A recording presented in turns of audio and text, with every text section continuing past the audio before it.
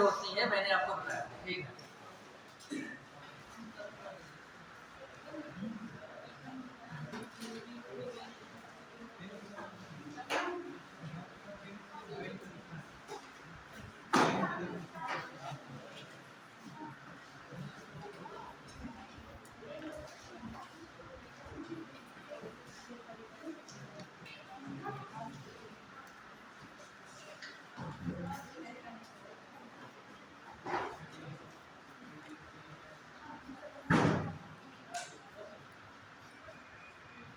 संज्ञा में मैंने कहा था कि कम से कम इतनी बातें तो मुझे पढ़नी ही होगी, है ना। मैंने शुरू किया था संज्ञा की मैंने शब्द का अर्थ बताया था, फिर मैंने परिभाषा बताई थी, फिर मैंने प्रकार बताया था आपको, शायद लिंग भी बताया था, वचन पे पता नहीं बात हुई नहीं है। हाँ हाँ, लिंग मैंने बता दिया था, शायद वचन पे पता नहीं, वचन नहीं हुआ था। अच्छा, तो वचन बता देते हैं, फिर मैं कारक बताऊंगा। वचन पे मैं ज्यादा बात नहीं करूंगा, थोड़ा बात करूंगा, ठीक है। कारक मैं बता देता हूँ। तो वचन में केवल इतनी बातें ध्यान में रखनी है, यहां तक तो मैं पढ़ाई चुका हूं। वचन को मुझे पढ़ाना है और कारक मुझे याद करना है। वचन में ज्यादा बातें बतानी, थोड़ी बातें बतानी। देखिए वचन, वचन का मतलब होता है संख्या। वैसे वचन के कई और भी अर्थ होते हैं। जैसे वचन का मतलब है कथन, अपनी कही हुई बात, है ना। तो जैसे कि प्राण जाए पर वचन न जाए, तो वो कथन हो गया। और लेकिन यहाँ पे वो है नहीं, यहाँ पे कौन सी बात है, संख्या से। तो व्याकरण में होता क्या है कि व्याकरण प्रायः शब्दों पर आधारित होता है, और शब्द जो है वर्णों पर आधारित होते हैं, और शब्दों से फिर वाक्य बन जाते हैं, और वाक्य बन जाने के बाद फिर व्याकरण का काम थोड़ा कम हो जाता है, मतलब रहता तो हमेशा थोड़ा कम हो जाता है, उसका नाम बदल जाता है। फिर वाक्य जब बन गए तो वाक्यों से फिर आगे जो बनेगी कहानी, वो व्याकरण से थोड़ा निकल करके वो हो जाता है साहित्य कहलाता है। क्या कहलाता है, वर्ण हुए, वर्ण से शब्द बन गए, शब्द से वाक्य बन गए, और वाक्य कई मिलकर के कोई कहानी बनेगा, कोई अनुच्छेद बनेगा, गद्यांश बनेगा, ऐसा बनेगा कि नहीं बनेगा। तो वो कहानी जो बन जाएगी, उपन्यास बन जाएगा, कविता बन जाएगी, वो सारी चीजें क्या हो जाएंगी, साहित्य की हो जाएंगी। और साहित्य किसे कहते हैं ये मैंने बहुत पहले बताया था। साहित्य किसे कहते हैं, जब ये बात पूछी जाती है किसी से तो वो अपने अपने ढंग से सब लोग बताते हैं, जबकि बात यह है कि एक लाइन में बात होनी चाहिए कि साहित्य किसे कहते हैं। मैंने कहा था कि भावों या विचारों के लिखित रूप को साहित्य कहते हैं। कोई भाव आपके मन में आया तो वो भाव जो है ना, और या फिर विचार, अब इस भाव या विचार को आप लिख दीजिए, क्या कर दीजिए, और जो लिख देने के बाद जितना आपने लिख दिया वो सब पूरा जो लिख गया पूरा, तो क्या होगा, वो साहित्य हो गया। कभी कभी क्या होता है, जैसे कोई कहानी हम पढ़ते हैं या कोई पिक्चर देखते हैं, नहीं जब यार समझ में आती है कि अंत कैसे होगा, सही से अंत नहीं हुआ, पूरी कुछ कहानी लगत रह गया, या कुछ लगत है कुछ में छूटा है, अधूरा है, होता ही नहीं होता है। जैसे आपके अंदर भाव आए और आप जितना भाव उतना लिख दिया, पूरी बात खत्म नहीं करी। जैसे नायक और नायिका में लड़ाई वड़ाई हुई, लेकिन आखिर में ये पता नहीं चला कि नायक मरा रहा है कि नायिका मरी रहे कि खलनायक मरा रहा है, मरा जीता कौन, यह तो फाइनल में पता न चल पावा। तो वो भाव क्या हो गया, अधूरा आपने लिखा। और जब हम पूरा भाव व्यक्त कर देते हैं तो वो पूरी कहानी बन जाती है, पूरा उपन्यास बन जाता है, पूरी कविता बन जाती है कि नहीं। तो ये कविताएं जो होती हैं वो प्रायः भाव प्रधान होती हैं, और विचार जो होते हैं वो जो गद्य में जो होता है खास तौर से निबंध, निबंध भाव प्रधान ज्यादा होता है। वैसे कहानी है, उपन्यास है, अन्य जो चीजें हैं उसमें भावना भी होती है और विचार भी होता है। जैसे कहानी में भावना भी होती है, विचार भी होती है। कविताओं में भावना बताया जाता है ज्यादा होती है, भावना प्रधान होती है, लेकिन विचार उसमें भी होते हैं। लेकिन ज्यादा विचार किसमें होते हैं, वो होते हैं निबंध, है ना। और दूसरा एक विचार होता है संभाषण शैली में, भाषण, जिसको बोलते हैं भाषण। भाषण में भी विचार प्रस्तुत किए जाते हैं। जैसे मान लिया कोई नेता है, भाषण दे रहे हैं, क्या कर रहे हैं? भाषण दे रहे हैं। भाषण दे के चले गए, कोई बात नहीं, सुन लेना, मुंह चले गए, हमने देखा नहीं। लेकिन यदि उसी भाषण को लिखित रूप दे दिया जाए, क्या कर दिया जाए? लिख दिया जाए, वो साहित्य बन जाएगा। वो क्या हो जाएगा? साहित्य हो जाएगा। वही बात है। तो साहित्य किसे कहते हैं? एक बात में जानना है आपको कि भावों या विचारों के लिखित रूप को साहित्य कहते हैं।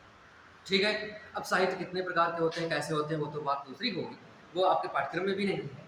लेकिन हम बात कर रहे थे कि जो शब्द हैं वो वाक्य बनाएंगे और वाक्य साहित्य की तरफ जाएगा, ले जाएगा। ठीक है।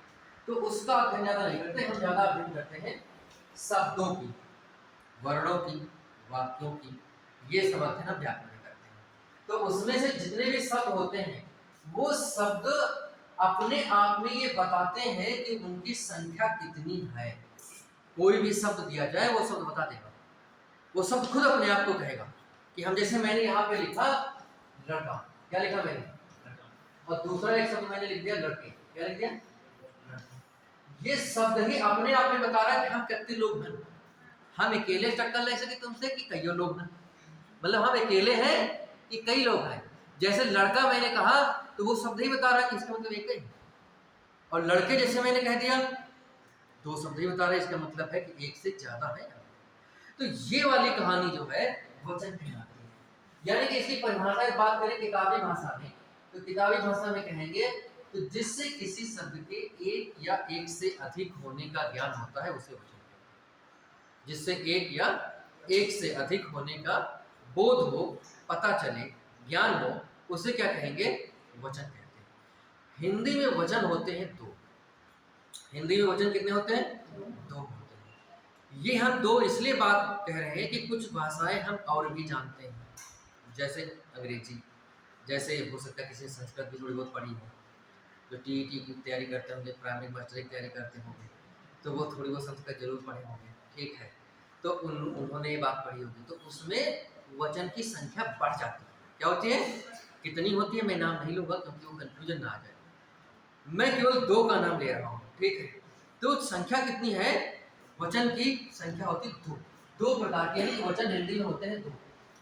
हिंदी में वचन जो होते हैं दो, तो ये लिख देंगे, हिंदी लिख देंगे। हिंदी हिंदी इसलिए लिख रहे हैं क्योंकि ये बात ही मुझे स्पष्ट करनी है।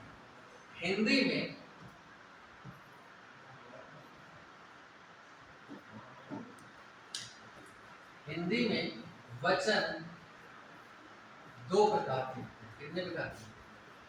दो प्रकार के होते हैं। कौन कौन से? नंबर एक है एक वचन, और नंबर दो है बहुवचन। बस इतनी ही बात है। इसके बनने के नियम क्या है? कोई पक्का नियम नहीं है इसका। कुछ नियम है जो अपवाद ज्यादा नियम कम, तो इसलिए हम ज्यादा उससे बात नहीं करते। इसलिए मैंने भी कहा था कि मैं थोड़ा इसमें कम ही बात करूँगा। दूसरा, कम ही बात करने का एक विषय और भी है, क्योंकि अब की में हिंदी में जो है जो घंटे मिलेंगे मेरे ख्याल से बहुत लिमिटेड मिलेंगे। ठीक है। अब की में कुछ सिस्टम बदल के आया है, लखनऊ से अब की में सब बिल्कुल वहाँ से मॉनिटर हो रहा है। ठीक है। वहाँ से मतलब कि वो आ रहा है, क्या बोलते हैं इसको, टाइम टेबल, है ना। तो इसलिए जो है दिक्कत हो रही है। तो कहने का मतलब ये है कि शायद कब मिलेंगे तो मुझे कुछ बातें जल्दी जल्दी भी करनी पड़ेंगी। ठीक है। इसलिए कुछ में जैसे कि ए जुड़ता है, कुछ में ओ जुड़ता है, और कुछ में या जुड़ता है, कुछ में वृंद जुड़ता है, कुछ में गण जुड़ता है।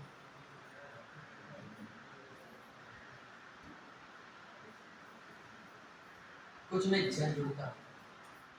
ऐसे शब्दों को जोड़ करके हम बहुवचन बनाते हैं। ये तो शब्द है। वृंद का मतलब समूह भी होता है।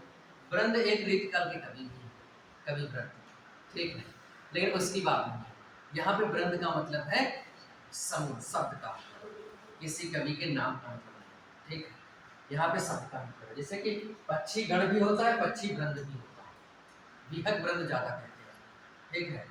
और जैसे शिक्षक गण, तो गण लगा, शिक्षक का बहुवचन शिक्षकों बनाने की जगह पे शिक्षक का बहुवचन बनाना हो तो शिक्षकों बनाने की जगह पे शिक्षक गण करना चाहिए। गुरु का बहुवचन बनाने की जगह पे गुरुओं करने की जगह पे गुरुजन करना चाहिए। क्या करना चाहिए? गुरुजन करना चाहिए। मेरी बात समझ पा रहे? वैसे ही खग वृंद, जैसे पक्षी के बाद में तो गण लगता है ज्यादातर, ठीक है, पक्षी गण, लेकिन खग खग यदि मैं करूं तो खग वृंद ज्यादा सही होता है, खग गण नहीं होता ज्यादा सही, ठीक है। तो वृंद का मतलब समूह। और ए और ओ वाली बात को जानते हो, जैसे लड़के या फिर लड़कों नहीं हो सकता है ओ, तो ये मात्रा लगेगी। या वाले तो बात जानते हो, जैसे लड़की लड़कियां, बहुवचन बनता है। तो ये वाली कहानी बहुवचन वाली जो है, ये तो बनाए जाते हैं, ये व्यवहारिक चीजें हैं कि हम कैसा साहित्य में बोलचाल की भाषा में कैसा हम प्रयोग करते हैं, उसके आधार पे हम इसको बना सकते हैं। ये परीक्षाओं में पूछता भी है, लेकिन थोड़ा कम पूछता है। पूछता है, कम पूछता है। पूछता क्या है, कुछ शब्द ऐसे हैं जो नित्य बहुवचन रहेंगे और कुछ शब्द ऐसे हैं जो नित्य एक वचन रहेंगे। अब ये बात पूछेगा कि बताओ इसका बहुवचन क्या होगा, इसका एक वचन क्या होगा, तो वो उसका एक वचन बहुवचन बनता नहीं, वो नित्य बहुवचन है या नित्य एक वचन है। ऐसे वाले शब्दों को मुझे रट के याद रखना है, उन वाले शब्दों को हम बता रहे हैं आपको, ठीक है।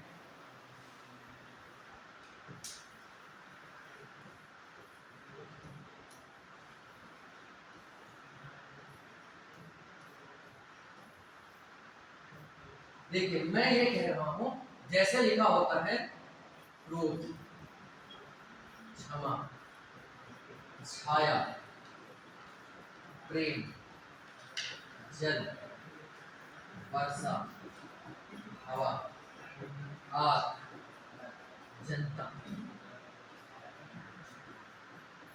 ये कुछ ऐसे शब्द हैं जो नित्य एक वचन में ही रहेंगे। नित्य एक वचन का मतलब होता है कभी इसका बहुवचन नहीं बनता। ये है नित्य एक वचन, कभी इसका बहुवचन नहीं बनेगा। जैसे लिखा है हवा, तो हवा का बहुवचन क्या होगा? हवाओं। आपसे पूछेगा ये प्रश्न कि हवा का बहुवचन है, नंबर 1 में होगा हवाएं, 2 में होगा हवाओं, 3 में होगा हवा और 4 में होगा इनमें से कोई। चौथा विकल्प क्या है? कोई नहीं, इनमें से कोई, ठीक है। तो यहाँ पे बात ये है कि हवाएं, हवाओं, हवा, कोई नहीं। तो हवा का बहुवचन बताओ कौन सा है? तीन वाला, ए वाला। दिमाग लगाए बताओ, हवा का बहुवचन हवाई होगा, इसका नहीं होगा। ये सही है भाई, मैंने कहा नित्य एक वचन का मतलब है कि वो हमेशा एक वचन में ही रहेगा, कभी वो बहुवचन बनेगा ही नहीं। प्रयोग होता है, अलग बात है। इसका तो बात हो ही चुकी है कि प्रयोग तो हम लोग बोलने के लिए तो पता नहीं क्या बोल रहे थे, लेकिन जितनी बातें हम लोग बोल देते हैं, क्या सारी बातें व्याकरण के हिसाब से सही रहती?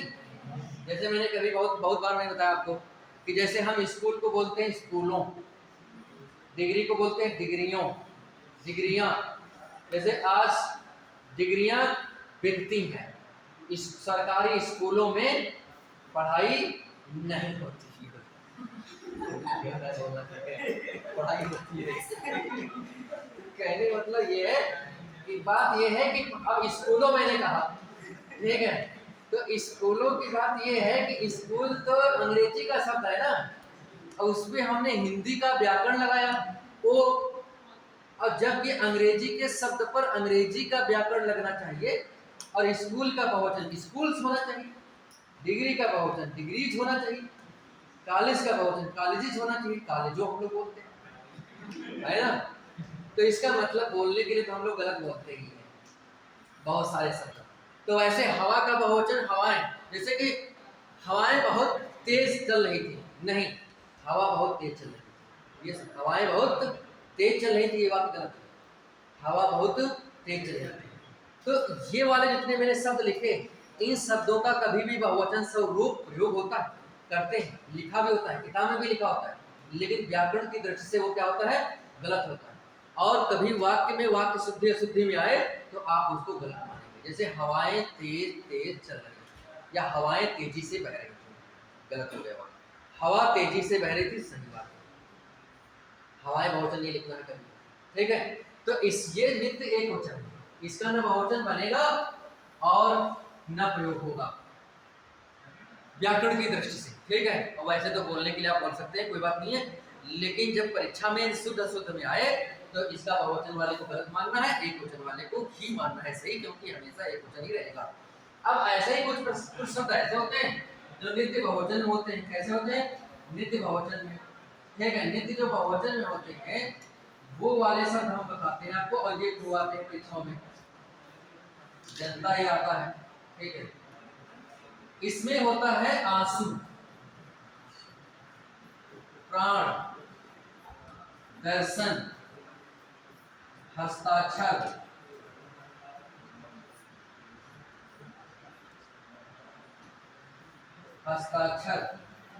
समाचार,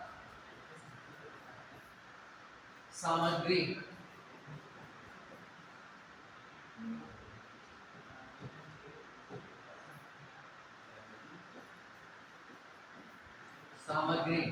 रोम, होश,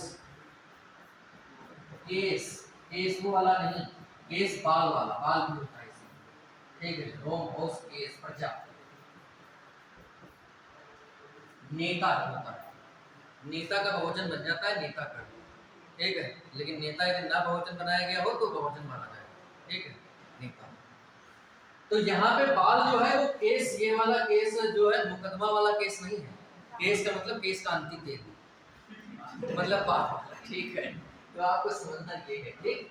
तो कहने का मतलब ये है, अब ये तो इतने मैंने जो शब्द लिखे हैं, और जितने शब्द होते हैं ज्यादातर जो परीक्षा में पूछे जाने वाले शब्द हैं मैंने लिखे, और इसके अलावा जितने शब्द होते हैं सबके बहुवचन बनते हैं। जैसे घर है तो घर का बहुवचन क्या होगा? घरों। कमरा है, कमरा का बहुवचन क्या होगा? कमरे। दीवार है, दीवार का बहुवचन दीवार। सबके बहुवचन बनेंगे, सबके बहुवचन बनेंगे। लेकिन इन वाले शब्दों में दिक्कत है, ये वाले शब्द हमेशा एक वचन में प्रयोग होंगे और ये वाले शब्द भी हमेशा बहुवचन में प्रयोग होंगे, और ये शब्द ही बहुवचन है, इसका बहुवचन बनाने की जरूरत नहीं है, ठीक है। जरूरत नहीं होने का मतलब है कि प्राण का प्राणो नहीं करना, उसके प्राणों उड़ गए, नहीं, प्राण उड़ गए, प्राण बहुवचन अपने आप में है। जैसे उसके आंसू बह रहे हैं, तो आंसू बह रहे हैं, आंसू ही सही है। अब ये आंसुओं बहुवचन नहीं बनाओगे, है ना। तो आंसू बहुवचन मैंने क्या बताया था आपसे, ये गाना आपने सुना है कौन सा, दिल के अरमा आंसुओं में कह गए। अब उसमें लिखा तो गाने में आंसू है, लेकिन वो व्याकरण की दृष्टि से है क्या? व्याकरण की दृष्टि से वो गलत है। वो होना क्या चाहिए? आंसू का बहुवचन नहीं बनेगा। मैंने आपसे पूछा कि आंसू का बहुवचन बनाइए, तो आंसू का बहुवचन आंसू ही रहेगा, आंसू का एक वचन नहीं बनेगा। और जो दूसरे शब्द बनते हैं आंसुएं, जैसे आंसुओं या फिर आंसुएं, ये सारे शब्द गलत हैं। ये सारे शब्द क्या हैं? व्याकरण की दृष्टि से सारे शब्द गलत हैं। प्रयोग होते हैं, प्रयोग आप कर सकते हैं, प्रयोग कीजिए, उससे कोई दिक्कत नहीं है, ठीक है। किताब में भी प्रयोग मिलेगा, उससे कोई दिक्कत नहीं है। किताब में प्रयोग जो मिलेगा उसको बहुवचन ही आपको समझना है, उसमें कोई दिक्कत नहीं है। लेकिन यदि शुद्ध अशुद्ध वाक्य में आएगा तो आंसुओं यदि नहीं लिखा है तो इसका मतलब है आपको सही क्या करना है, आंसू बह रहे थे, आंसुओं से सराबोर था, नहीं, आंसू से सराबोर था, यही वाक्य सही है। तो ऐसी वाली कहानियां बनी तो आपको समझना है। तो यहाँ पे जितने भी शब्द, जैसे कि बालों में तेल लगाना चाहिए, तो बालों में तेल लगाना चाहिए, ये ठीक नहीं है, बाल में तेल लगाना चाहिए। बालों को, बाल को बहुवचन है ही है, बाल एक वचन में नहीं माना जाता, ठीक है। तो इसलिए उसका बहुवचन बनाना व्याकरण की दृष्टि से गलत है। बाल का बहुवचन बाल, हाँ, बाल का एक वचन नहीं होगा, बाल हमेशा, तो ये तो हमेशा एक वचन वाला है, ये हमेशा बहुवचन वाला है। और जितने भी शब्द हैं सबके प्रत्यय ए लगा के, गो लगा के, या लगा के, गण लगा के, ब्रह्म लगा के, जन लगा के सबके बनेंगे, ठीक है। इनके नहीं बनेंगे तो बस इनको याद रखना, ठीक है। तो इतनी ही बात मुझे बतानी थी, वचन में बताने के लिए बहुत छोटी बात है, ठीक है। और लिंग तो मैंने कल पिछले दिन बता दिया था, वचन हो गया। अब मैं बताता हूँ आपको कारक। कारक में दो तीन बातें, ठीक, दो तीन बातें देखिए कारक में। पहली बात तो कारक कहते किसे हैं? कारक का मतलब होता है करने वाला। क्या होता है? करने वाला। कारक मतलब होता है करने वाला। जैसे कि वर्तमान भारत में बेरोजगारी के कारणों पर प्रकाश डालिए। ऐसा प्रश्न आता है आपकी परीक्षा में, वर्तमान भारत में बेरोजगारी के कारकों, कारकों लिखे या कारणों लिखे, दोनों बात एक है। तो कारक का मतलब होता है करने वाला, अर्थ दोनों का एक ही अलग है लेकिन शब्द अलग अलग है। तो कारक मतलब करने वाला, बेरोजगारी को करने वाले कारण कहेंगे, यही तो होता है। तो कहने का मतलब यह है कि करने वाला तो इसका शाब्दिक अर्थ होता है, लेकिन व्याकरण में इसका अर्थ है क्या। व्याकरण में इसके अर्थ को समझने के लिए दो तीन हम उदाहरण रखते हैं। जैसे मैंने लिखा कि राम घर जाता है, दूसरा मैंने लिखा है घर राम जाता, ठीक है, जाता राम घर है। ये सारे वाक्य एक ही शब्द था, मैंने इधर उधर करके लिख दिया है, तो ये बात सही कौन लगते हैं, सही हुआ लगता है, और इधर उधर थोड़ा बहुत एक दीवार को इसका ध्यान से नहीं बन सके। तो इसमें लेकिन तीन मैंने वाक्य लिखे, लेकिन इसमें से सही तो एक ही लग रहा है ऊपर वाला, और तो दोनों दूसरे गलत लग रहे हैं। आपको गलत लग रहे हैं आपके पूर्व ज्ञान के अनुसार, या फिर आप जितना अभी तक हिंदी बोल ही रहे हो तो उसके अनुसार, उस बोलने के अनुसार ऐसा नहीं बोला जाता है ना, तो फिर ये गलत हो। तो हम ये बताना क्या चाहते हैं कि ये गलत हमको लग तो रहा है, क्योंकि हमको ये लग रहा है कि पहले कर्ता, फिर होना चाहिए कुछ और कर्म, क्या कहते हैं कर्म, फिर कुछ और होना चाहिए, क्रिया होना चाहिए, फिर आखिरी में सहायक क्रिया होनी चाहिए। यहाँ सहायक क्रिया तो पहले नंबर पर लिख दिया है कि नहीं। तो इसका मतलब हम तो कुछ ऐसा हम पढ़ते हैं या फिर बोलते हैं ये कैसे लिखा है गलत। तो इसका मतलब ये निकल रहा है कि जितने भी ये शब्द हैं, ये शब्द ही तो है, वस्तुतः शब्द नहीं है। अब ये है पद, अब ये क्या है पद। पद और शब्द में क्या अंतर है, पद के कई अर्थ होते हैं, पद और शब्द, ठीक है, पद के कई अर्थ होते हैं और शब्द के भी कई अर्थ होते हैं। पद मने पैर भी होता है, पद मने छंद भी होता है, ठीक है, पद मने कविता भी होता है, पद मने कोई ओहदा पोस्ट भी होता है, नहीं होता है। और पद यहाँ शब्दों के अर्थ में भी लिया जाता है, कैसे वो भी यहाँ शब्द के भी कई अर्थ होते हैं, अनेक अर्थ। शब्द का मतलब एक तो वर्णों का समूह, सार्थक समूह है ना, एक तो वो शब्द हो गया। दूसरा शब्द का मतलब होता है आवाज या ध्वनि। मैंने आपको कभी बताया था कि शब्द भेदी बाण, मैंने बताया था शब्द को जो भेद दे ऐसा बाण। तो शब्द कौन चीज है, शब्द आवाज। शब्द का मतलब क्या होता है आवाज। मैंने कई बार कहा संपूर्ण कुंभो न करोति शब्दम अर्धम घटो भोजो पैतनूनम विद्वान कुलीनो न करोति गर्वम जलपंति युवास्त उड़ैर्घीना। इसका मतलब क्या हुआ, संपूर्ण कुंभो न करोति शब्दम, पूरा भरा भरा हुआ घड़ा आवाज नहीं करता है। शब्दम न करोति, नहीं करता है, शब्दम माने आवाज। मेरी बात समझ पा रहे, संपूर्ण माने पूरा, घटो, घट का मतलब घट घड़ा, पूरा भरा हुआ घड़ा आवाज नहीं करता, और आधा भरा हुआ घड़ा जिससे भी आवाज करता। वैसे ही उस विशिष्ट कुलोत्पन्न व्यक्ति और गुणवान व्यक्ति कभी घमंड गर्व नहीं करते, लेकिन जो गुणों से रहित मूर्ख आदमी होते हैं, नीच प्रवृत्ति के, वो जो दुनिया भर के डींगे हाथते हैं, बकवास करते हैं, जान देंगे हाथ ले, हाकर तुम्हें मिल जाए, समझ लियो कौन सी गधा मूर्ख है, ठीक है। तो कहने का मतलब ये है कि तो ये बात हम ये इसलिए नहीं बता रहे हैं कि तुम दुनिया भर में पास पड़ोस में गधा छाट घूमो ना, इसलिए हम बता रहे हैं कि तुम वही श्रेणी ना हो, है ना। बकवास बंद, काम की बात शुरू, है ना। तो बात ये है, तो जलपंत मूढ़ास तो गुणैर विहीना, ये बात कहा गया है। जलपंत में बकवास करते हैं, मूढ़ास तो मूर्ख, गुणैर विहीना मैंने गुणों से रहित। तो जो मूर्ख और गुणों से रहित व्यक्ति हैं वही बकवास करते हैं। तो कहने का मतलब ये है कि हम दूसरे कभी छांटने की बात नहीं कर रहे हैं। हम इसलिए शास्त्र ये कहता है कि आपको हम इसलिए बता नहीं रहे हैं कि दुनिया भर तुम सुधार हो जाए और स्वयं का कहते हैं कि चोरे बने रहो, नहीं। आप इसको जज करो, इसको सोचो कि आप इसके दायरे में आ रहे हो कि नहीं आ रहे हो, है ना। शास्त्र का काम ये होता है। तो मेरे कहने का मतलब ये है कि शब्द के मैंने अर्थ बताए। शब्द का एक मतलब होता है वर्णों का समूह, और शब्द का दूसरा अर्थ होता है आवाज, ध्वनि, शब्द वेदी बाण जैसे शब्द को जो आवाज को भेद दे, है ना। तो यहाँ पे लेकिन लिया क्या गया है, यहाँ पे पद जो लिया गया है, वो शब्द जो लिया गया है वो वर्णों का समूह। तो जैसे हर शब्द है, तो ये है वर्णों का समूह और ये है शब्द, ये है शब्द। लेकिन किसी शब्द को जब हम किसी वाक्य में प्रयोग कर देते हैं, वाक्य चाहे कविता का वाक्य हो चाहे गद्य का वाक्य हो, वाक्य होना चाहिए चाहे जैसा वाक्य, ठीक है। यदि किसी शब्द को जब ये स्वतंत्र है, जब ये स्वतंत्र है तब ये क्या है, तब ये शब्द है। और लेकिन किसी शब्द को जब वाक्य में प्रयोग कर देते हैं तो वह शब्द नहीं कहलाता है, पद कहलाता है। बस में इतनी बात होता है। तो ये सारे शब्द नहीं है, ये सारे पद हैं।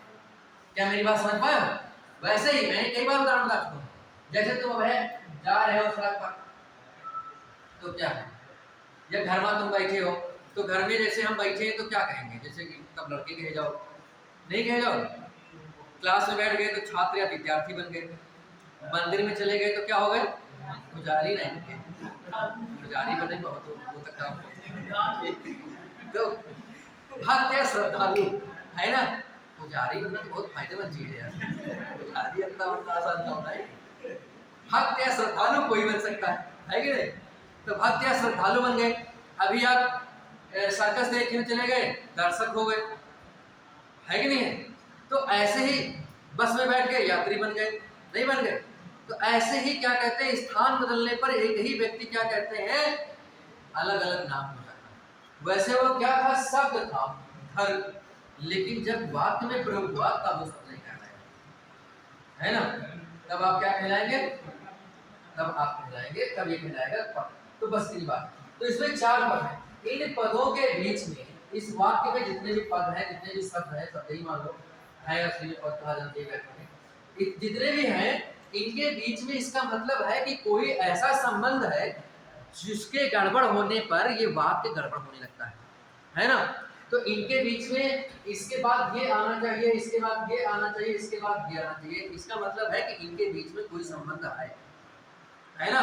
और ये संबंध बिगड़ते ही क्या कहते हैं, ये गड़बड़ लगने लगता है। जैसे गुरु और शिष्य के बीच में संबंध है। तो मान लिया कि घर पर हम तुम्हारे घर पर आए या तुम हमारे घर पर आए, ठीक है। या मान लिया कहीं पढ़ाई होना है, ठीक। तो मान लिया कुर्सी मेरे नाई है, तो हम कुर्सी पर बैठ, जैसे टीचर के लिए कुर्सी होती है, और मान लिया कि ये बेंचे नाई है, तो फिर पल्ली बिछा ली, बोरिया बिछा ली।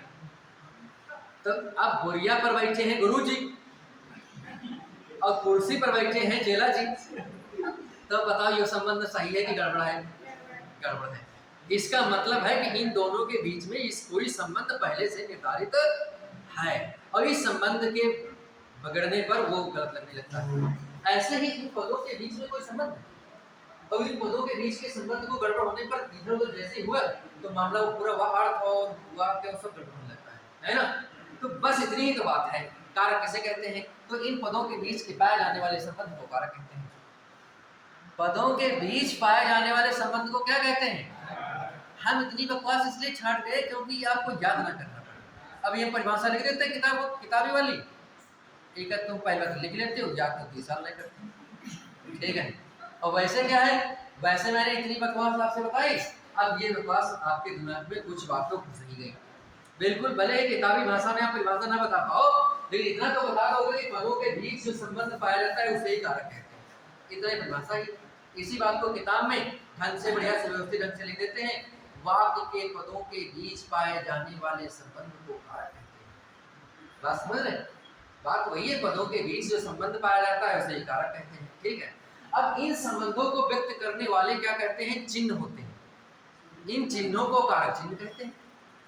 जैसे कर्ता को व्यक्त करने वाला क्या है, ने, को, से, ये सब संबंध को व्यक्त करने वाले चिन्ह ही तो है, तो ये कारक चिन्ह कहलाते हैं। तो हम इस बात को ले लेते हैं, परिभाषा इसकी लिखता हूं मैं, लिख लीजिए। वाक्य के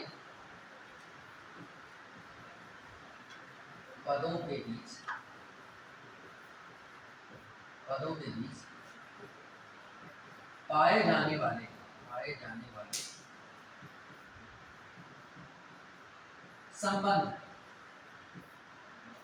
वाले संबंध को कारक। मतलब बस इतना है कि पदों के बीच पाए जाने वाले संबंध, जो पदों के बीच संबंध पाया जाता है, बस वही कारक। ठीक है। अब बात यह है कि कारक होते कितने हैं, तो 8 कारक हिंदी में होते हैं। दूसरी भाषाएं जो है उनमें कुछ कम ज्यादा होते हैं, उसका मैं नाम नहीं लूंगा, कंफ्यूजन हो जाएगा। हिंदी का मैं नाम लूंगा। हिंदी में कारक होते हैं 8। हिंदी में कारक कितने होते हैं, हिंदी में कुल 8 कारक होते हैं। 8 कारक होते हैं। ठीक, हिंदी में कुल 8 कारक होते हैं। 8 कारकों के मैं नाम आपको बता रहा हूँ, ये संख्या याद रखिएगा। कभी आपसे पूछ ली, शायद यूपी के किसी सेट में पूछा था, 10 पूछा था, शायद 30 तारीख में पूछा था, ऐसे है ना। तो कारक कितने होते हैं, 8। ठीक, तो फिलहाल में आपकी परीक्षा में भी पूछ सकता है सेट में। ठीक है, तो कहने का मतलब ये है कि ये बात है। अब 8 वो कौन कौन से हैं ये देखना है। तो पहले नंबर पे है कर्ता, दूसरे नंबर पे है कर्म, तीसरे नंबर पे है करण, चौथे नंबर पे जो है वो है संप्रदान, पांचवें पे है अपादान, छठवें पे है संबंध, सातवें पे है अधिकरण, और 8वां जो है वो है संबंध। ये तो है कारकों के नाम, ये है कारक।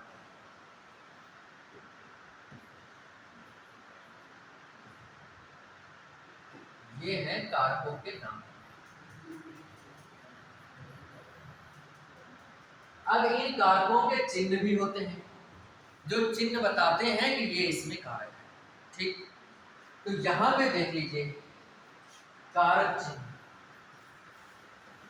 कारक चिन्ह, कारक चिन्ह का दूसरा नाम है परसर्ग। क्या नाम है, परसर्ग। और तीसरा एक नाम है विभक्ति। ठीक है, इसमें मैं कुछ संक्षेपीकरण करके पढ़ा रहा हूँ, ठीक, बात समझ लेना। मैंने एक बात छोड़ दिया है कि विभक्ति किसे कहते हैं। ठीक, वो आपके पाठ्यक्रम के हिसाब से ठीक नहीं है, या फिर मेरे पास उतना टाइम नहीं। मेरे पास टाइम का मतलब ये है कि जितने सीमित समय में पूरा करना है उसके हिसाब से। ठीक है, और सबसे मुख्य बात है कि टाइम की बात हो, हाँ, इसको पढ़ाने से फायदा तो है। मैं जो हिंदी आपको पढ़ाता हूँ, मेरा टारगेट सीसेट केवल नहीं रहता, मेरा टारगेट ये रहता है कि जो टॉपिक हम आपको पढ़ाएं उस टॉपिक से संबंधित किसी भी परीक्षा में कैसा भी प्रश्न आए वो गलत ना हो। केवल यूपी पीसीएस सीसेट जैसी परीक्षा के लिए ही मैं नहीं पढ़ाता हूँ, लेकिन कभी कभी काम मजबूरी में करना पड़ता है। ठीक है, कि हमें कुछ बातें छोड़नी पड़ती हैं, तो इसलिए मैंने इसमें चर्चा नहीं की कि विभक्ति किसे कहते हैं, लेकिन इतनी चर्चा जरूर मैंने कर ली है कि विभक्ति इसी कारक चिन्ह को ही कहते हैं, है ना। और इसी का दूसरा एक और नाम है परसर्ग। तो पूछेगा आपसे कि अधिकरण कारक का परसर्ग क्या होता है, तो ये मैं कहा अधिकरण कारक का जो कारक चिन्ह होता है उसका परसर्ग है।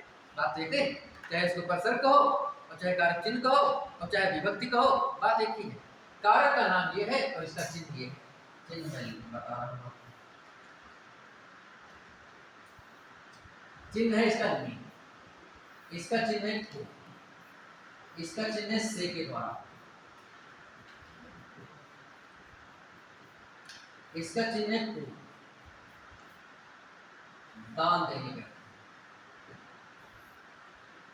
इसका चिन्ह दान देने के लिए, दूसरा चिन्ह इसका होता है के लिए। अपादान का चिन्ह होता है से लेकिन अलग। संबंध का चिन्ह होता है का, की, के, रा, री, रे, ना, ये चिन्ह होता है। अधिकरण का चिन्ह होता है में और पर, दो चिन्ह होते हैं। और संबोधन का चिन्ह होता है कई सारे हे, अरे, मैं, ओ, वो संस्कृत में को होता है अजी, आदि। ठीक है, बहुत सारे शब्द होते हैं जिसमें बोधक शब्द जितने होते हैं लगभग सभी संबोधन में आते हैं। ठीक है, तो यहाँ पे बात आपको समझ लेना है कि ये 8 कारक है। इन 8 कारकों के नाम किस प्रकार है? कर्ता, कर्म, करण, संप्रदान, अपादान, संबंध, अधिकरण, संबोधन। ठीक, इनका चिन्ह होता है कर्ता ने कर्म को कर्ण से के द्वारा, संप्रदान को के लिए, अपादान से अलग, संबंध काकी के रानी ने नानी ने, अधिकरण में पर, संबोधन फेरे वो ऐसे। ठीक है, यूपी में आया था कि के लिए किसका कारक का चिन्ह है, ऐसे तो आया था, इसी सेट में आया था, उसमें था के लिए किस कारक का चिन्ह है। अब यो बताओ, इतना सरल बात यदि आपसे पूछे कि के लिए किस कारक का चिन्ह है, तो यो भाई संप्रदान कारक का चिन्ह है, ऐसा ही तो है, साफ साफ लिखा है के लिए किस कारक का चिन्ह, संप्रदान कारक का चिन्ह। इतनी सरल सरल बात है, और इतनी सरल सरल बातों को हम गड़बड़ कर देते हैं। और ऐसे ही क्या कहते हैं चीजें यूपीएससी सेट में भी आती हैं, सरल सरल। इसके जो प्रश्न पूछे जाते हैं वो दो तरह से पूछे जाते हैं। एक तो ये पूछा जाएगा कि सीधा इसी नियम सिद्धांत के आधार पे सीधा सीधा कि इस कारक का चिन्ह कौन सा होता है, या ये वाला चिन्ह किस कारक का है, या कारक कुल कितने होते हैं, 8। लेकिन यदि आपसे पूछ ले कि कारक चिन्ह कितने होते हैं, तब हम बोलते हो 8, तो वो क्या बताइए, आपसे पूछे परसर करते हो, विभक्ति करती होती है, कारक चिन्ह करते हो, तो 8 बताइए। या ना है कि सब गिने लाकर जोड़ दें तो 20-25 बन गए ना, आपको कारक चिन्ह भी कितने बताना है, 8, अब कारक भी बताना है 8। तो ऐसे प्रश्न तो डायरेक्ट आते हैं। ठीक है, कि इसका ये कारक का क्या चिन्ह है, या ये वाला चिन्ह किस कारक का है, या कारक कितने होते हैं, ऐसा ऐसा प्रश्न। ठीक है, या कारक किसे कहते हैं, ऐसा प्रश्न आ जाएगा। दूसरा जो प्रश्न आता है वो महत्वपूर्ण है, वही ज्यादा आता है। वाक्य देगा एक, और उस वाक्य में कोई चीज के बारे में पूछेगा, बताओ मैं कौन कारक है, ऐसे तो है। तो ऐसे वाले कारक को समझने के लिए हमें पहले हम बताते हैं 2-3 बातें, लेकिन उससे पहले ये वाला हम बता दें, यह वाला जितना हम बताए हैं, जैसे यहाँ भी को है और यहाँ भी को है, इन दोनों में अंतर है, यहाँ भी से है, यहाँ भी से, इन दोनों में अंतर है, यहाँ से के द्वारा है, यहाँ से अलग है। ये सारी बातें भी स्पष्ट करनी है मुझे आगे चलकर, या आगे चलकर की यही सारी बातें मुझे स्पष्ट करनी है। ठीक है, तो इन सारी बातों को मुझे बताना है, लेकिन ये वाले इसके कौन से कारक चिन्ह है ये आप याद करें, आज जो याद कर लीजिए। पहली बात तो मुझे लग रहा है कि यहाँ पे 80% लड़के छात्र छात्राओं को याद होगा, ना 80 तो 75% लोगों को तो जरूर याद होगा ये वाले कारक चिन्ह। जिनको याद नहीं है वो आज ही याद करेंगे, और जिनके पास आज टाइम याद करने को नहीं है तो छोड़ देना फिर याद नहीं करेगा, वो हम जाएंगे। ठीक है, फिर कहाँ जाएंगे, कल ही बात, कल ही कोई दूसरा काम मिल जाए, है ना, कल कोई दूसरा विषय पढ़ाया जाएगा, दूसरा काम मिल जाएगा, फिर यही के लिए कहाँ तुम्हें टाइम धरा जो होता तुम याद कराओ का घूमो, है ना। और वैसे हिंदी वगैरह कब याद कर जाती है, पेपर परसों है तो आप तुम देख लीजिए और कल देख लेंगे तो ठीक है। तो इसलिए इधर से थोड़ा याद करते रहोगे, और आखिर में जब पेपर आएगा तो 2-4 दिन देख लिया तो बढ़िया काम हो जाएगा, है ना। और इधर से बिल्कुल नहीं देखा होगा तो दिक्कत होगी, है ना। तो ये मैं कह रहा हूँ कि इसको आज याद कर लेना। अब दूसरी बात, जो वाक्य के आधार पर जो पूछेगा, सिद्धांत के आधार पर रखना पूछेगा तो रखना पड़ेगा, और वाक्य के आधार पर पूछेगा वो समझाना है मुझे आपको, वो देखिएगा। जैसे मैंने लिखा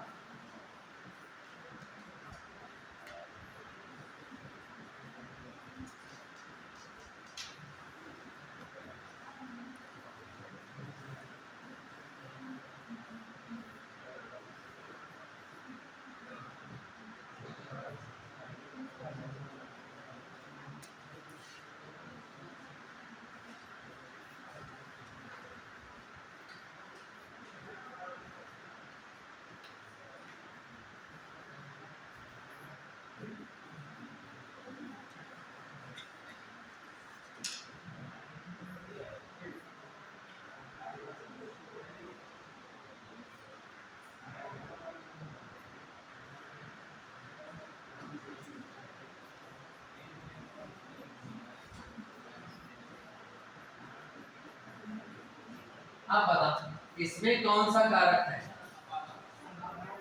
अब कौन सा कारक है इस वाक्य में? कौन सा कारक है? अपा नहीं, अपना अपना बताओ। ठीक है, अपादान। आपका क्या नाम है? नहीं, आपका नाम? भारती। ठीक है, इनका नाम भारती। तो बताइए क्या करण? क्या नाम है तुम्हारा? हाँ, अंशु। सही क्यों है?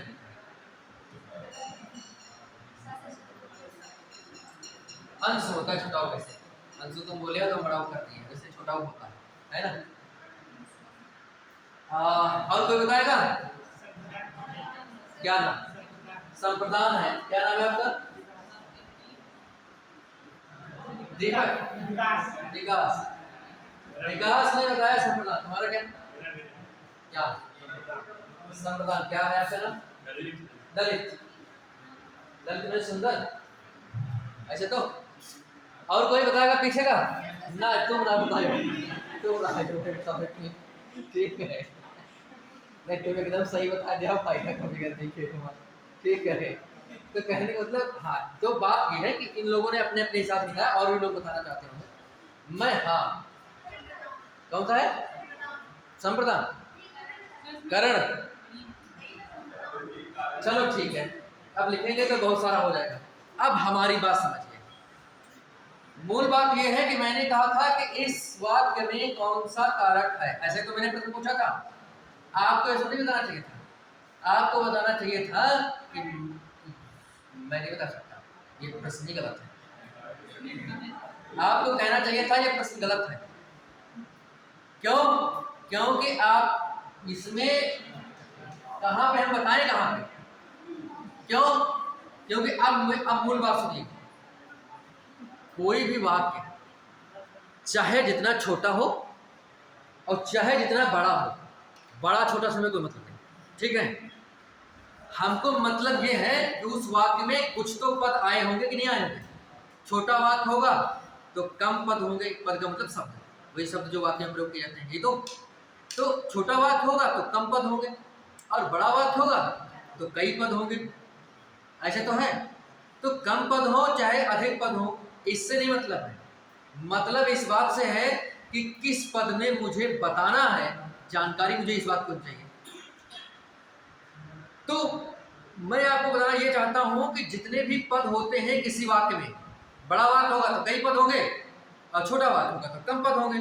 तो कम होना चाहता हूं, वाक्य में जितने भी पद हैं सभी पदों में कोई न तो कोई कारक अवश्य होता है। अवश्य अवश्य, बस दो प्रकार के पदों को छोड़कर। मेरी बात समझ पा रहे हैं? बस दो प्रकार के पदों को छोड़ करके। एक होता है क्रिया। क्या होता है? क्रिया। और दूसरा होता है अव्यय। अव्यय में पढ़ा चुका हूं, जिसे कहते हैं अभिकारी भी कहते हैं। क्या कहते हैं? ये मैं दोनों बातें, क्रिया नहीं मैं ज्यादा, लेकिन क्रिया तो जानते ही हो। क्रिया मैंने नहीं पढ़ाया अभी, लेकिन क्रिया तो जानते ही हो। लेकिन मैं अव्यय पढ़ा चुका हूं, है ना, जिसमें लिंग वचन कारक के अनुसार कोई परिवर्तन नहीं होता है, उसे ही अव्यय अभिकारी शब्द कहते हैं। जैसे मैंने बहुत सारे शब्द बताए थे, जैसे तुरंत। तुरंत का बहुवचन बनाओ। मैंने कहा था कि कोई शब्द आए, ये अव्यय शब्द है कि नहीं है, तो सबसे पहला काम क्या करना है? उसका बहुवचन बनाना है। क्या बनाना है? यदि बहुवचन उसका बन जा रहा है तो वो अव्यय शब्द नहीं है ना? यदि बहुवचन नहीं बन रहा है तो अव्यय शब्द है। एक बात और जांच कर लो, उसमें में और पर कारक चिन्ह लगा के देख लो। जैसे तुरंत का बहुवचन बनाओ, बनेगा? तुरंत तो नहीं बनेगा। और तुरंत का कारक चिन्ह लगाओ में पर, तुरंत में, तुरंत पर, ऐसा कुछ बनता है? नहीं बनेगा। तो इसका मतलब मैंने कहा था कि अव्यय होता है। अव्यय पे जब मैंने पढ़ा था तो वहां पे ये बात विस्तार से बताया था। तो एक तो अव्यय में कोई कारक नहीं होता, यदि अव्यय पर नहीं, अव्यय में कोई कारक नहीं होता, और दूसरे क्रिया में, और किसी क्रिया के बाद यदि कोई कारक चिन्ह लगा मिल जाए, कारक चिन्ह यही वाले जो भी मिलता है, तो समझ लेना कि वह क्रिया क्रिया नहीं बची है, वह क्रिया भाववाचक संज्ञा हो चुकी है। और संज्ञाओं के साथ तो कारक चिन्ह का प्रयोग हो ही सकता है ना भाई? कारक का प्रयोग कहाँ नहीं होता है? दो में, एक अव्यय में, दूसरे क्रिया में। तो क्रिया के बाद यदि कारक चिन्ह लगा तो इसका मतलब समझना कि वो क्रिया नहीं बची है।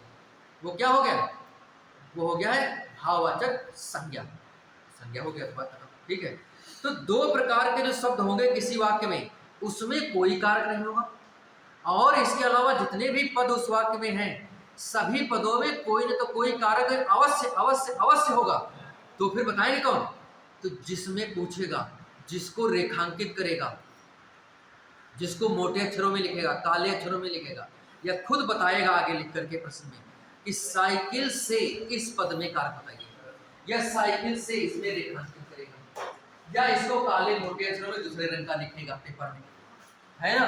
तो जिसको रेखांकित करेगा, जिसको काले मोटे अक्षरों में लिखेगा, जिस पद में पूछेगा उस पद में बताना है।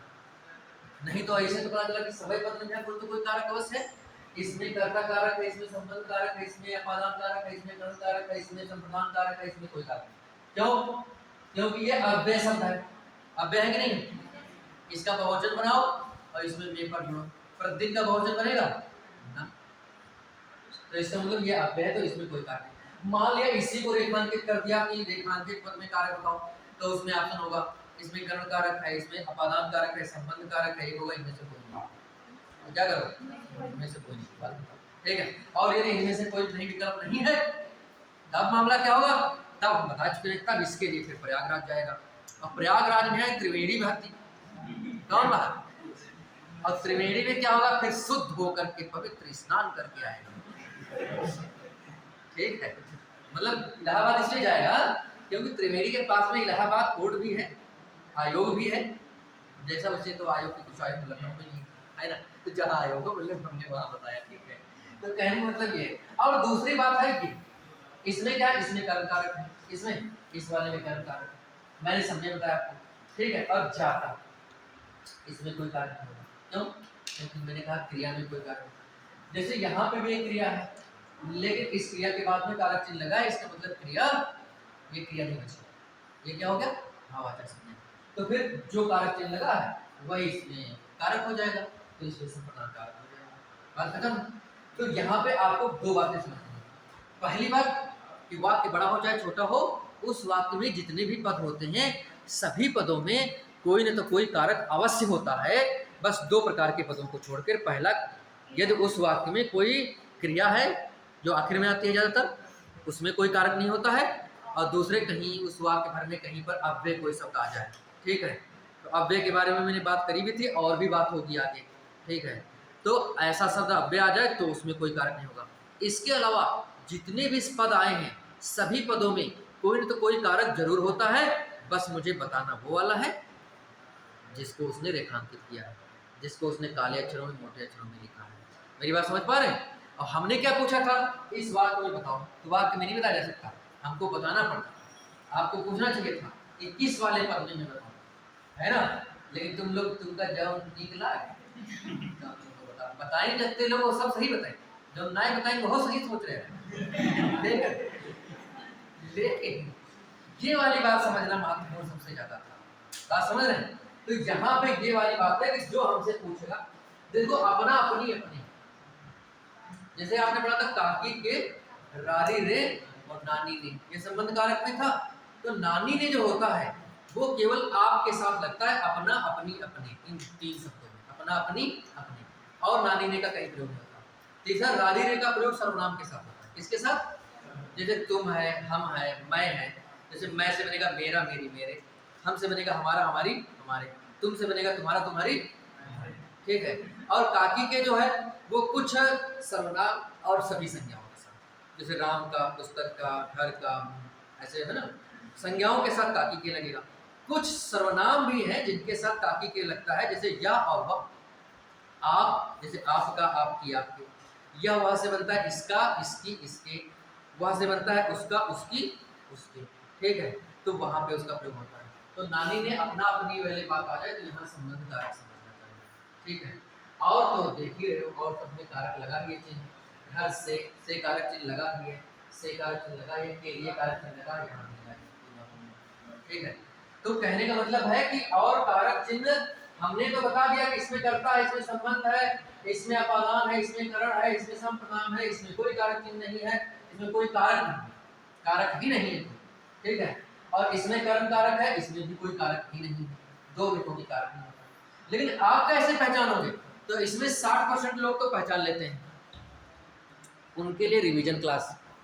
भाई पहचान तो लेते ही हो, ऐसा थोड़ा ना कि हम कल चंद्रमा पर गए लेके आ रहे हैं नवा नवा माल तो देखो, या कुछ नहीं, वो तो हम पढ़ा चुके हैं, आप पढ़ चुके हैं बहुत बार, ठीक है। आपको रिवीजन करना है। लेकिन कुछ लोग ऐसे हैं जो नए एडमिशन लिए हैं, नए सिरे से पढ़ रहे हैं।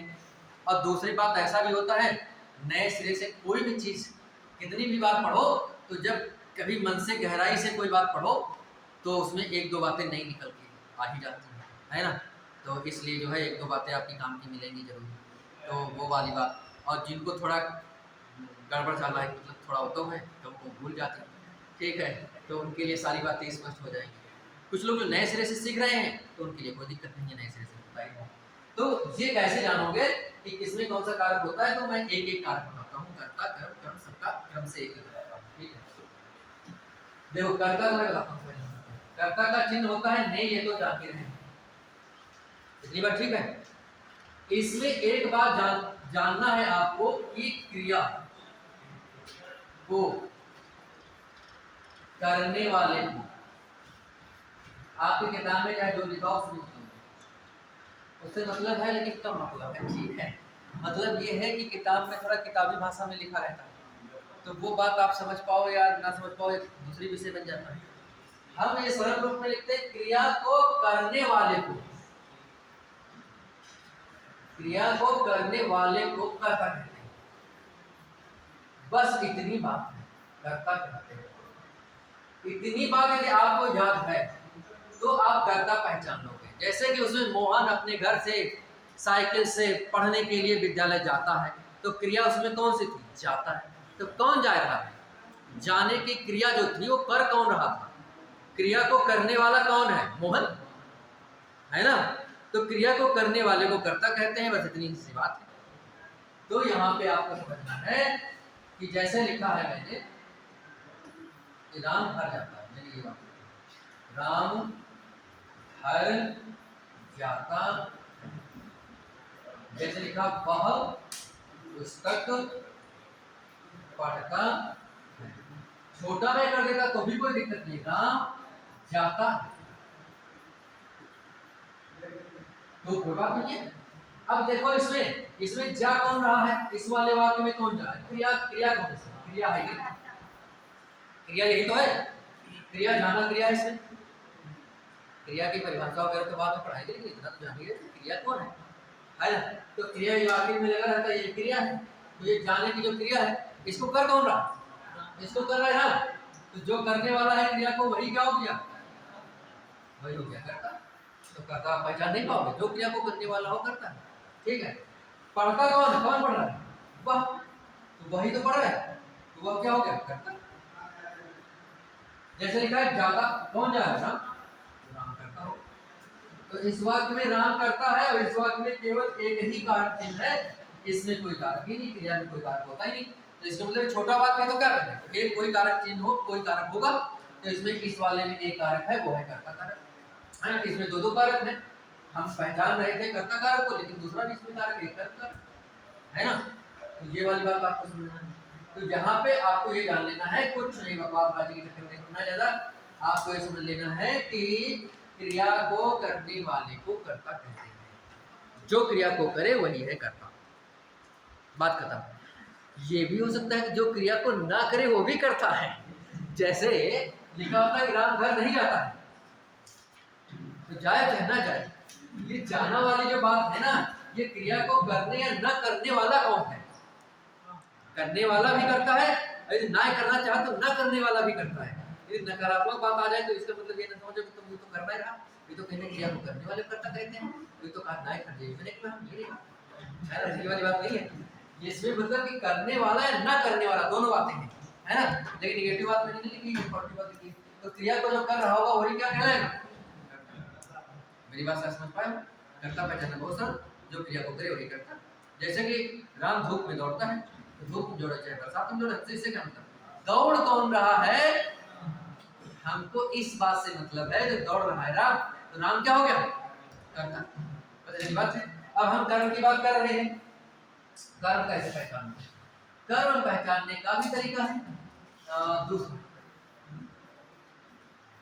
कर्म कारक, कर्म कारक की परिभाषा तो वैसे ये हो सकती है क्रिया कारक, कर्ता का, क्रिया द्वारा कर्ता का जो उद्देश्य होता है उसे कर्ता कहते हैं, तो उसे कर्म कहते हैं, उसे कर्म कहते हैं। देखो परिभाषा तो मैंने कुछ लिख दिया है, शायद कुछ समझ में आ जाए, कुछ ना आए। मैं एक बात लिख रहा हूँ अभी, वही वाला बात कि जैसे राम घर जाता है, तो हमने कहा इसका उद्देश्य क्या है, कर्ता का उद्देश्य क्या है, किसके माध्यम से क्रिया करके, कोई क्रिया करके इस कर्ता का उद्देश्य क्या है और वही मैं पता कर लूंगा, वही हो जाएगा कर्म। तो जैसे राम घर जाता है तो राम कहां पर जा करके उसका उद्देश्य पूरा हो जाएगा, तो वो घर यदि पहुंच जाए तो उसका उद्देश्य पूरा हो जाएगा, तो घर हो जाएगा, घर हो जाएगा कर्म। जैसे मैंने पिछली बार एक बात बताई थी आपको, मैंने क्या कहा, जैसे आपकी तैयारी करना है क्या, यूपीपीसीएस या यूपीएससी, तो यूपीएससी जब पास है तुम हुई हो, बिल्कुल ऑल इंडिया 1 रैंक, या हम कहें कोई रैंक आ ही जाए खाली, ठीक है, रैंक वही हम वही कहीं हम मारो गोली, वही थे हमका का मतलब आ जाए खाली। अब मान लिया तुम्हारा रैंक आ गया, तुम बढ़िया जल्दी में आ गए, अब फिर का तुम तैयारी करी होगा। जैसे कुछ लोग होते हैं, जैसे आईपीएस में आया, आईएएस नहीं मिल पाया, तो आईएएस के लिए वो फिर तैयारी करते हैं। आपने बहुत से वीडियो देखे होंगे। लेकिन मान लिया आपका आईएएस ही फ्रेश आ गया, तो जब आईएएस फ्रेश आएगा तो आपका फिर आईएएस की तैयारी करी होगा ना। तो आपका जब उद्देश्य पूरा हो गया तब आप क्या तैयारी करी हो, या फिर मान लिया आप आईएएस की तैयारी कर रहे हो और आपने बीच में यूपीपी डाल दिया और यूपीपी में हुई गवा, ठीक है, तो आप तैयारी आगे की करोगे ना, यूपीएससी वाली जो अभी बात अधूरी रह गए हैं कि तुम यूपीपी में हो गए हो और का तुमका थानों मिल गए, चौकी मिल गए, अम्मान रोज रगदाई रहे सब कहा, और तो का तुम फिर यूपीपी की तैयारी करी हो। अरे जब यूपीपी हुए होगे तो यूपीपी का तैयारी करी हो, है कि नहीं है। तो जो उद्देश्य पूरा हो गया उसको फिर दोबारा नहीं किया जाता, तो जिसको दोबारा नहीं किया जाए वही उद्देश्य है। तो यहाँ पे क्या है, ये घर जब पहुंच जाए तो फिर थोड़ा घर दिए पहुंच गए,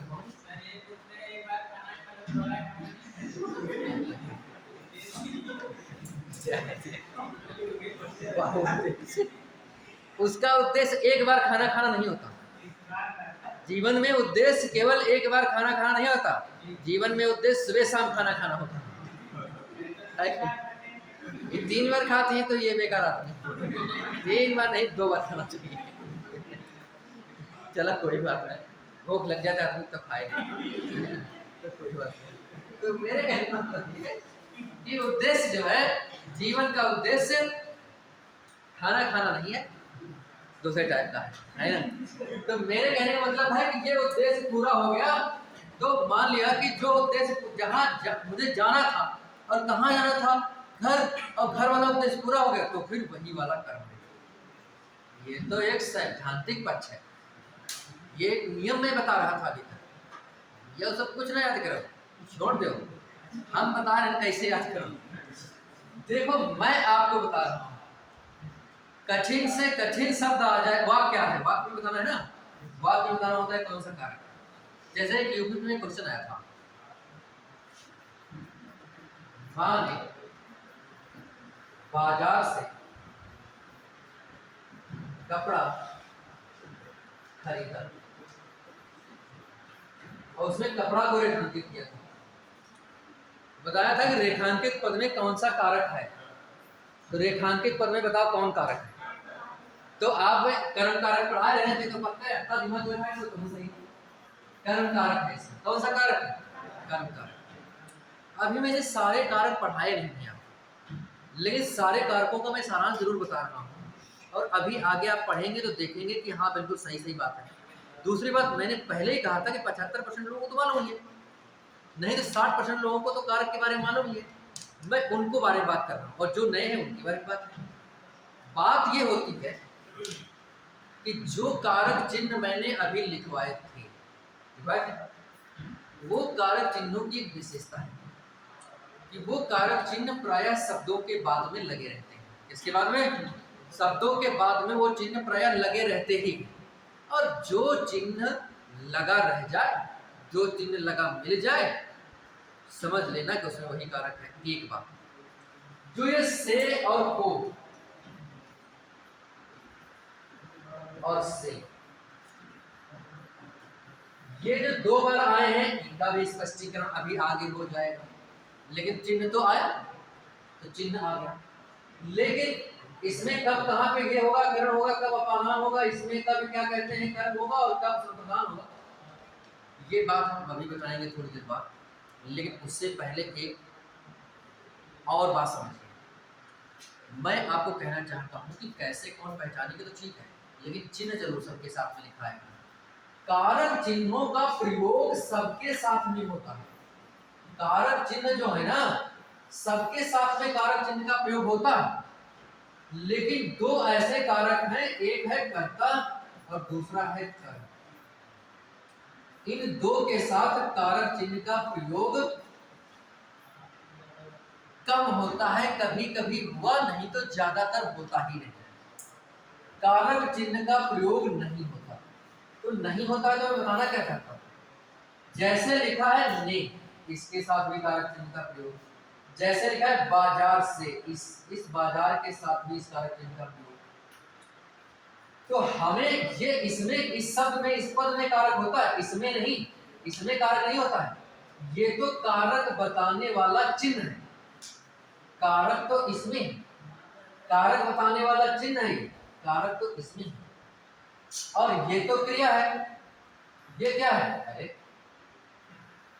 ये तो क्रिया है, तो क्रिया में तो कोई कारक होता नहीं, खरीदना, ये तो क्रिया है ना, क्रिया में कोई कारक चिन्ह होता नहीं। मैं आपसे ये कहना चाहता हूं कि जो 8 कारक आपने पढ़ रखे हैं ना, 8 कारकों में एक विशेषता है कि सभी कारकों का प्रयोग जब होता है तो उसके बाद उसका कारक चिन्ह का प्रयोग होता है। लेकिन दो ऐसे कारक हैं जिनके बाद कारक चिन्ह का प्रयोग नहीं होता है। कभी कभी हो जाता है, ज्यादातर होता ही नहीं। वो कौन सा है, एक है कर्ता और दूसरा है कर्म। तो जैसे ही मेरे सामने कपड़ा आया, हमसे इसको रेखांकित किया गया था कपड़ा, तो हमको इस बाजार से, इस माँ से कोई विचार ही नहीं करना है, खरीदना से कोई विचार ही नहीं करना, उनसे मुझे कोई मतलब ही नहीं है। हमसे पूछा गया है कपड़ा, तो कपड़ा में है कौन सा कारक, ये मुझे पहचानना है, ठीक है। तो हमने देखा कि इस कपड़ा के बाद में कोई भी कारक चिन्ह नहीं आया। कारक चिन्ह मैंने अभी लिखवाया थे, कोई कारक चिन्ह आया, ये जो सादा है कारक। बाजार और कपड़ा के बीच में से चिन्ह आया, ये कारक चिन्ह ही तो है। से माँ और बाजार के बीच में ने चिन्ह आया, ये भी तो कारक चिन्ह ही है। लेकिन कपड़ा और इस शब्द के बीच में कोई कारक चिन्ह नहीं आया, आया क्या, नहीं आया, तो कारक चिन्ह नहीं है इसमें। तो जब कारक चिन्ह नहीं आता है तो वहां पे दो ही कारक हो सकते हैं, या तो इस कपड़ा, जैसे कि ये वाला जब आया था तो मैंने बच्चों को बताया था, सब पढ़ाया जाता है, तो यूपी का जब पेपर दे दिया बच्चे, तो उन्होंने कहा मैं बताऊँ तो कौन सा कारक है, नहीं स्वीकार कारक है, और ये गुरुजी हमारा संप्रदान कारक नहीं, संप्रदान की अपादान। तो उसने कही, वो कहे कि हम बाजार से सोचें तो बाजार से लाए, तो बाजार से अलग हो रही है, तो हम अपादान लगता है। तो बाजार से अलग हो रही है तो ठीक है, तो बाजार के ये वाला से जो है, इससे किससे अलग हो रही है, बाजार से। तो बाजार हमसे पूछने कहां करे, हमसे पूछे तो उसने कपड़े हैं, है ना, तो हमको इस वाले चिन्ह से तो कोई मतलब ही नहीं है, ये वाला चिन्ह तो इसका है, ऐसे तो है। और हमसे तो पूछा है कपड़ा में, तो कपड़े का चिन्ह ही नहीं लिखा है, और उसने उसमें अपादान लगा के आ गया। तो अपादान लगाने की, वहां पे दिमाग लगाने की क्या जरूरत है। मैं कह रहा हूं कि कारक चिन्ह यदि नहीं लिखा है तो उसमें दो ही कारक चिन्ह, दो ही कारक हो सकते हैं, या तो वो होगा कर्ता कारक, या तो उसमें होगा कर्म। ठीक बात है। अब इसको में से दोनों में से कैसे हम अलग करेंगे कि इसमें करता है कि कर्म है, फिर दो बार बची, दोनों में से तो कोई एक ही लगाना है ना। तो इसके लिए मैंने अभी थोड़ी देर पहले बताया था कि यदि वो क्रिया को करने वाला है तो करता है, और नहीं करने वाला है तो कर्म होगा। तो खरीदने का काम कपड़ा कर रहे हैं, खरीदने का काम माँ कर रही है, तो खरीदने की क्रिया कर रहा है माँ कर रही है, तो इसका मतलब खरीदने का काम कपड़ा नहीं कर रहा, ये नहीं खरीद रहा है, बल्कि इसी को खरीदा जा रहा है। खरीदने की क्रिया कौन कर रहा है? हाँ। इसका मतलब कर्ता तो पहले आ चुका है, बचा क्या? कर्म। तो इसमें कर्म कारक, इसमें कौन सा कारक? कर्म कारक है। मैं ये जो कहानी बता रहा हूँ वो उन 60% बच्चों को बता रहा हूँ विशेष रूप से, जो इन कारकों को खूब ढंग से समझते हैं। ठीक है, आप इस बात को देखिएगा जाकर के। अव्यय के बाद कोई कारक चिन्ह नहीं आएगा, इसके बाद कोई कारक चिन्ह नहीं आएगा। अव्यय के बाद जैसे लिखा था उसमें प्रतिदिन, प्रतिदिन के बाद कोई कारक चिन्ह है, तो प्रतिदिन एक अव्यय है, तो अव्यय तो पहचान ही लोगे, तो उसमें तो कोई कारक होता ही नहीं, तो उसके बाद कोई कारक चिन्ह नहीं आएगा। और किसके कारकों में किसके बाद कारक चिन्ह नहीं आता है? या तो कर्ता के बाद कारक चिन्ह ज्यादातर नहीं आता है, या फिर कर्म के बाद। अन्य जितने भी कारक हैं सभी के बाद कारक चिन्हों का प्रयोग जरूर होता है, कुछ अपवादिक मामलों को छोड़। अपवादिक में मतलब मान के तो 100 में नहीं 1000 में, जैसे एक आता है उसमें अधिकरण में, अधिकरण में जब समयवाचक शब्द आते हैं, जैसे कि वह अगले साल आएगा, तो ये साल शब्द आया, वर्ष शब्द आया, तो वर्ष के बाद में कोई कारक चिन्ह नहीं है। तो उसमें एक नियम ही होता है कि वैसे तो कर्म कारक माना चाहिए, लेकिन नहीं, उसमें एक नियम होता है कि समयवाचक यदि कोई शब्द है तो उसमें अधिकरण कारक क्या होता है, तो जब अधिकरण आएगा तब बताएंगे हम। अन्यथा जितने भी कारक हैं सबके बाद में कारक चिन्ह जरूर आएगा, और दो के बाद में कारक चिन्ह नहीं आएगा। वो कौन से हैं? एक तो कर्ता, दूसरे कर्म। तो इनमें पहचानने के लिए क्या करेंगे? क्रिया को करने वाला है तो कर्ता है, और क्रिया को नहीं करने वाला है तो क्या है? कर्म। क्या मेरी बात समझ पा रहे? अभी नहीं समझ पाए हो पूरी तरह से? हाँ समझ गए होंगे अभी, लेकिन वो लोग नहीं समझ पाए अभी में। और जब सारे लोग मैं बता लूंगा तब आप इसको ढंग से समझ जाओगे, क्योंकि अन्य में देखोगे हाँ इसमें तो कारक आ रहे हैं, इसमें एक कारक चिन्ह आ रहे हैं, हाँ उसी में नहीं आया था। ठीक है, तो ये वाली बात होती है। जैसे मैं लिखा, जैसे अब इसी में देख लो, राम और घर, ये दो हैं, दोनों के बाद क्या कहते हैं? कारक चिन्ह नहीं आया। दोनों के बाद कारक चिन्ह नहीं आया ना, कोई कारक चिन्ह है, इसके राम के बाद कोई कारक चिन्ह है और ना घर के बाद चिन्ह है, इसकी बात ही नहीं है, ये तो प्रक्रिया है, क्रिया में तो कोई कारक होता ही नहीं है ना। तो इसमें जो क्रिया को करने वाला होगा वो कर्ता हो जाएगा, और जो क्रिया को नहीं करने वाला होगा वो कर्म हो जाएगा। तो क्रिया को करने वाला राम है तो राम कर्ता हो गया, और जो क्रिया को नहीं करने वाला है वो क्या है? कर्म। बात समझ रहे? जैसा कि वह पुस्तक पढ़ता है, तो पढ़ने का काम कौन कर रहा है? वह तो करता हो गया। इसके बाद भी कोई कारक चिन्ह नहीं, और इसके बाद भी कोई कारक चिन्ह नहीं है ना, तो क्या हो गया? तो क्रिया को करने वाला ये करता हो गया, जो नहीं करने वाला है वो।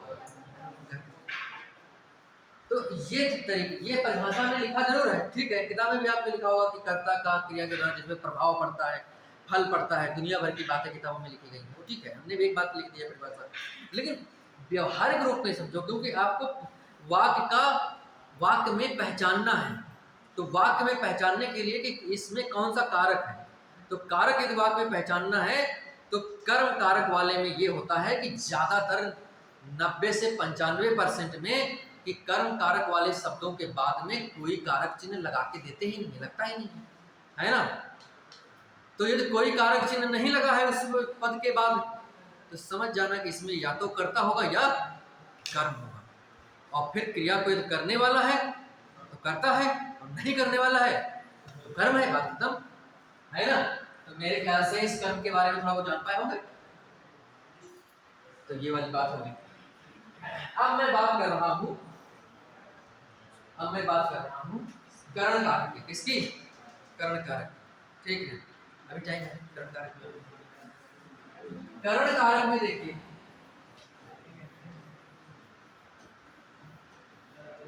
करण कारक में क्या होता है? पहली बात ये है कि जिसकी सहायता से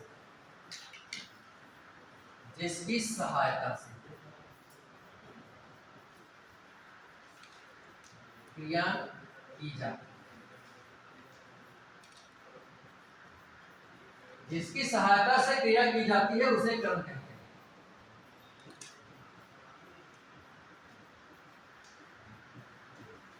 तो जिसकी सहायता से, जैसे मैं लिख रहा हूं, जैसे मैंने ये लिखा, वह या राम साइकिल से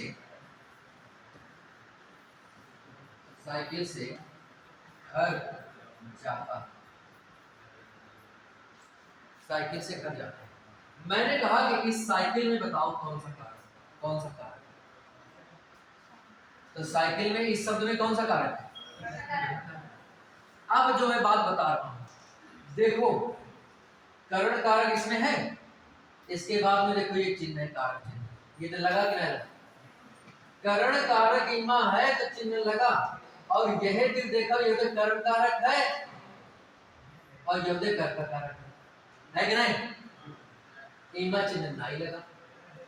तो हम यही कह रहे थे कितनी देर से कि कर्ता 90 से 95% वाक्यों में कर्म में और कर्ता में कारक चिन्ह का प्रयोग होते हैं। कारक चिन्ह, कर्ता का कारक चिन्ह आप जानते हो नहीं होता, और कर्म का कारक चिन्ह आप जानते हो को होता है।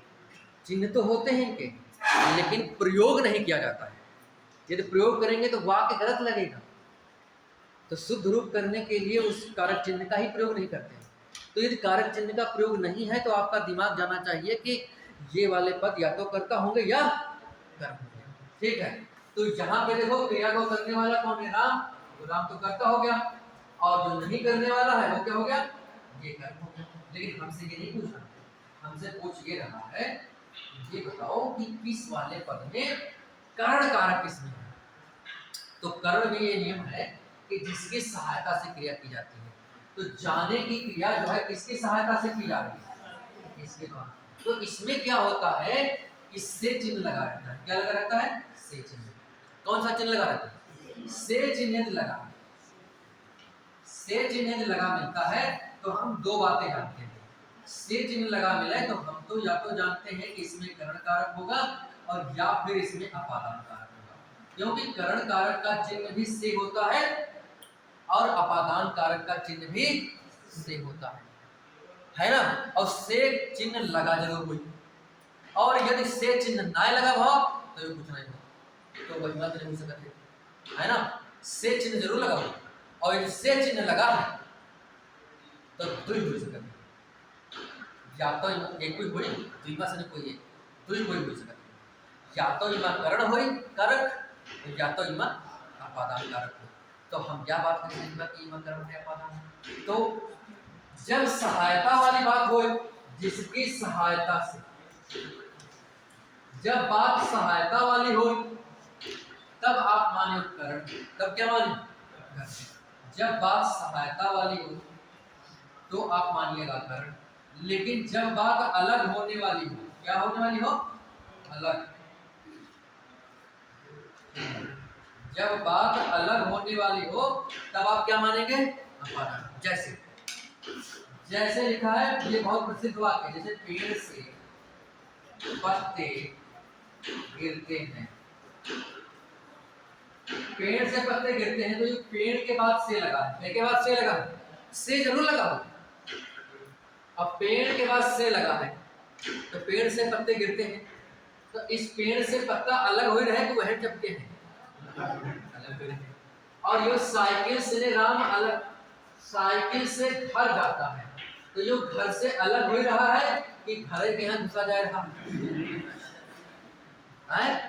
ये राम जो है, ये राम देखो जा कौन रहा है? राम। तो राम करता हुआ तो करता हुआ, और गिर कौन रहा है? पत्ता। गिर कौन रहा है? तो पत्ता क्या हुआ? करता हुए। तो गिर रहे हैं पत्ता, तो पत्ते तो करता हुए, तो जौन गिर रहे हैं जो करता है, उससे कर्ता से ये पेड़ अलग हो रहा है कि एक ही है? तो कर्ता जो है वो इससे अलग हो रहा है। अब इसमें कर्ता कौन है? राम। और राम साइकिल से अलग हो रहा कि साइकिल एक साथ है वहां? ये तो साइकिल के ऊपर बैठे है ना? तो इस वाले में देखो कि ये से लगा जरूर है, लेकिन साइकिल से वो अलग नहीं हो रहा। कर्ता जो है वो साइकिल, कर्ता की बात होती है, कर्ता जो है साइकिल से अलग नहीं हो रहा है, बल्कि साइकिल एक साथ खेमा है, और लेकिन इसमें पत्ते गिर रहे हैं। लेकिन मैं ये बात कह रहा था कि राम बस से लखनऊ जाता, राम बस से लखनऊ जाता। अभी दूसरा देखना, राम बस से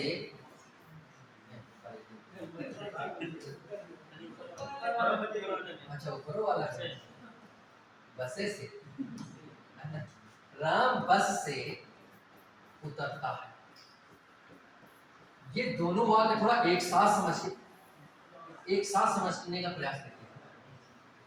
ये दोनों वाक्य, ये वाले राम बस से, देखो से इसमें भी लगा और से इसमें भी लगा, से जरूर लगा होगा पक्का, और से नहीं लगा होगा तो न तो अपादान हो न करण हो, कुछ नहीं हुई, तो पता नहीं का दूसरा कुछ भी सकती है। अपादान और करण होने के लिए जरूरी है कि से लगा हो। क्या लगा हो? से लगा हो। और से लगने के साथ में मैंने कहा कि से वाली सहायता से बात होगी तो होगा करण, और अलग होने वाली बात होगी तो होगा अपादान। देखो राम बस से लखनऊ जाता है, तो बस से जाते का मतलब तो बस पर बैठे, बस से अलग कहाँ है? बस से अलग हो रहे हैं क्या? नहीं। और लेकिन इसमें क्या, राम बस से उतरता है, उतरता है मतलब उतर नहीं, तो इसका मतलब बस अलग और ये अलग जाता है ना, तो इसका मतलब अलग अलग हुई गए, तो इसका मतलब अलग होने वाली बात तो क्या होगा? अपादान, और सहायता वाली बात तो करण। और सहायता की बात तो मैंने करी थी। सहायता भाई दो तीन स्थितियों में लिया जाता है, या तो हम करवाइया ना कोई आलसी हुई, या तुम काम करवाइए, या हम वही काम के अकेले ना कर सकते हुए, ये भी तो हो सकता है। जैसे मान लिया कलम हमें उठावे किए हैं तो हम अकेले उठाएगा, और मान लिया कि हमका उठावे किया है मान लिया छप्पर, तो कहीं कोई उठाएगा करेगा, तो हमारे पास सहायता लेना मजबूरी है, तो हम मजबूरी में भी सहायता लेते हैं।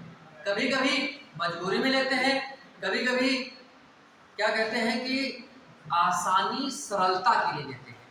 जैसे कि हमें जाना है घर, तो घर तो हम पैदल जा सकते हैं, लखनऊ जाना है, लखनऊ तो हम पैदल जा सकते हैं, 2 महीना लगे चाहे 3 लगे, लेकिन सरलता के लिए हमने क्या चुना? किसी साधन को चुन लिया, और साधन में मान लिया कि ज़्यादा जल्दी है तो बस पकड़ लिया, और ना जल्दी है तो चलो 3 बजे ट्रेन से निकल जाएगा, है ना, और तुरंत जल्दी जाना है तो भाई बस तो तुरंत ही मिल जाए, चलो तो बस से निकल जाते हैं, और जल्दी ना शाम तक पहुंचना है तो कोई बात नहीं, शाम वाली ट्रेन से निकल जाए, है कि नहीं? तो हम उस हिसाब से अपने सरलता समय के लिए भी हम सहायता लेते हैं। तो यहाँ सहायता साइकिल से नहीं ले, पैदल जा सकते हैं, लेकिन सहायता इसलिए ले लें कि जल्दी हो जाएगा, आराम से चला जाएंगे, ठीक है। तो सहायता चाहे जिस कारण से ले, मजबूरी में ले, शौकिया ले, या सरलता के लिए ले, चाहे जिस कारण से सहायता ले, यदि हम किसी की सहायता ले रहे हैं तो जिसकी भी सहायता ले रहे हैं उसमें होगा करण कारक, उसमें क्या होगा? और जिससे हम अलग हुआ जा रहा है उसमें क्या होगा? ठीक है, तो ये बात हो गई यहाँ पे। तो मेरे ख्याल समझ पाए, जैसे मैं कलम से लिखता हूँ, मैंने क्या लिखा? मैं कलम से लिखता हूँ, क्या मैंने लिखा? मैं कलम से लिखता हूँ, तो ये देखो से आ गया, से जरूर आएगा। अब ये से बताओ अलग होने वाली बात है कि ये से सहायता वाली बात है? कलम तो हाथ में है, और अलग हो जाए तो कैसे लिखेंगे? तो इसका मतलब हम कलम की क्या ले रहे हैं? वह आंखों से देखता है, बताओ, आंखों से सहायता ले रहे है ना। तो ऐसे ही सहायता वाली बात हो तो क्या समझोगे?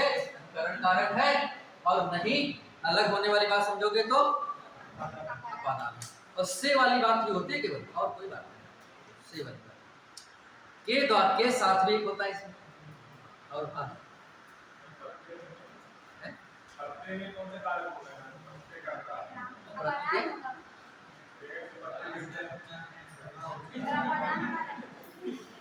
पत्ता गिरता है, गिरने की क्रिया कर रहा है, इसमें करता है। गिरने का जो क्रिया करे, गिर कौन रहा है? तो गिरना एक क्रिया है, इस क्रिया को कर कौन रहा है? तो खुद पत्ता लड़खड़ाते हुए गिर रहे हैं, तो पत्ता क्रिया को कर रहे हैं, गिर रहे हैं, वही करता होगा, नहीं होगा? हाँ, तो ये अपादान है, ये इससे इस पेड़ से अलग हो रहे हैं, तो अलग होने के कारण इसमें खाता हूँ, ये वाली बात। हाँ, एक बात मैंने यहाँ पे बताई, जिसकी सहायता से क्रिया की जाती है उसमें कर्ण कारक होता है, लेकिन कर्ण कारक में एक और नियम है, एक और नियम है, मैं उसको बता देता हूँ। कर्ण कारक में दूसरा नियम है, जिसके साथ क्रिया की जाती है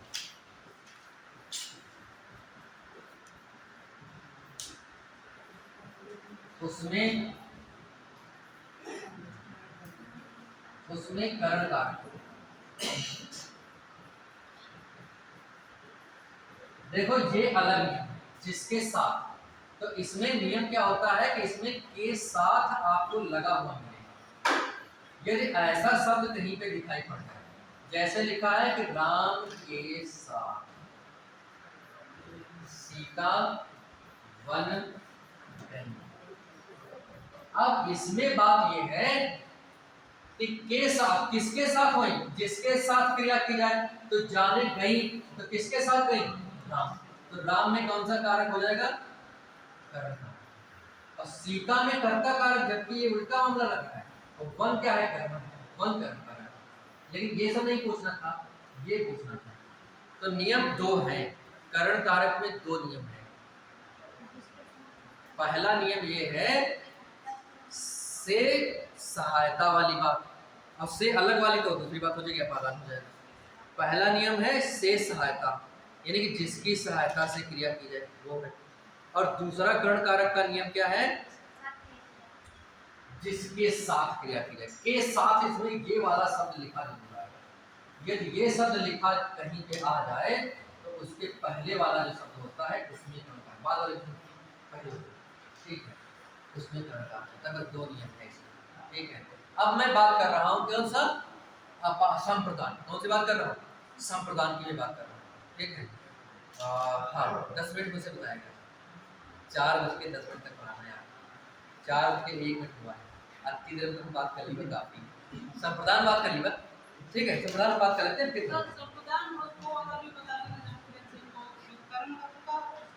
हाँ, दोनों में अंतर, हाँ वो तो पक्का आना है, वही तो आना ही है, इसीलिए बात ही कर, ठीक है, वो दोनों बातें आनी है, उसमें दोनों में से को उसमें भी आता है, इसमें भी आता है, तो अंतर क्या होगा, है ना। हाँ, तो देखिएगा, जैसे इसमें संप्रदान में क्या होता है, संप्रदान कारक, संप्रदान कारक में ये इसकी परिभाषा होती है कि जिसे दान दिया जाए उसमें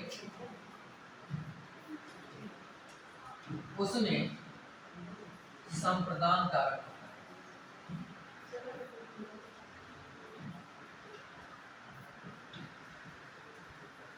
जिसे दान दिया जाए, ये वाला वाक्य देखिए क्या लिखा है, जिसे दान दिया जाए, ठीक है, जिसे दान दिया जाए उसमें क्या कहते हैं, संप्रदान कारक। और दान देने की बात है, और इसी बात को मुझे स्पष्ट करना है, जैसे मैं वाक्य लिखूं,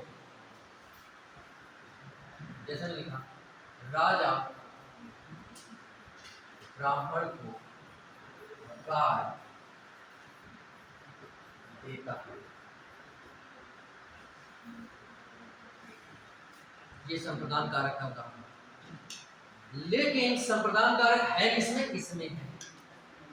अब इसमें जैसे मैंने लिखा, दो तीन बातें आपके दिमाग में घूमने लगी, वही दो तीन बातें मुझे आपको खत्म करनी है। पहला एक उदाहरण मैंने बताया था कि यदि कोई कारक चिन्ह नहीं है तो वो हो सकता है कर्म या फिर कर्ता, तो देखो कर्ता में भी नहीं है, अब कर्म में भी नहीं है, कारक चिन्ह लगा हुआ है ना। अब दूसरी बात ये है कि ये तो क्रिया है, तो क्रिया में वैसे भी कोई कारक नहीं होता है, बातें खत्म, ठीक है। लेकिन मैं आपको यहाँ पे कहना चाहता हूँ कि संप्रदान कारक में देना क्रिया अवश्य, यदि देना क्रिया नहीं है तो इस अर्थ में जो हमने लिखा है, जो पहला नियम लिखा है ना, ये इस अर्थ में देने, जिसे दान दिया जाए, यदि देना क्रिया नहीं है वाक्य की अंत में देना नहीं लिखा है, देता है, देते हैं, देती है, ऐसा कुछ नहीं लिखा है, तो समझ लो कि उसमें संप्रदान है ही नहीं। संप्रदान में देने वाली बात जरूर आएगी, देना क्रिया जरूर लिखा होगा, ठीक है। लेकिन देना क्रिया जो होती है, ये देना भी भांत भांत का होता है। देना जो भांत भांत का होता है वही बात समझना है। देना भांत भांत का मतलब एक तो दान हो गया, दूसरे उपहार हो गया, नहीं हो गया, और तीसरे क्या हो गया, एक दान हो गया, कर्ज हो गया, दूसरा उधार हो गया, नहीं हो गया। तो यदि दान उपहार, जैसे हम कोई उपहार देते हैं, किसी को गिफ्ट देते हैं, तो गिफ्ट जो दे दिया गया फिर दे दिया गया, है ना। गिफ्ट को वापस लेने का भाव नहीं छिपा रहता, ठीक है। और जिसमें वापस लेने का भाव छिपा हो, क्या छिपा हो भाव, वापस लेने का भाव छिपा हो। यदि वापस लेने का भाव छिपा है और ये चीज आ रही है, देना वाली क्रिया आ रही है, तो वहां पे संबंध कारक होता है। तो वहां पे क्या होता है, संबंध कारक।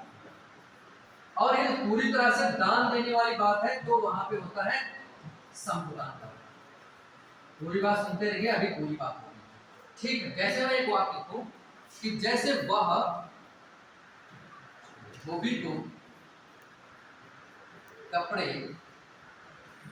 देता है, वह धोबी को कपड़े देता है, देना क्रिया आ गई। किसको दिया जा रहा है, जिसे दिया जाए, जिसे दान दिया जाए उसी में किसे दिया जा रहा है, धोबी को।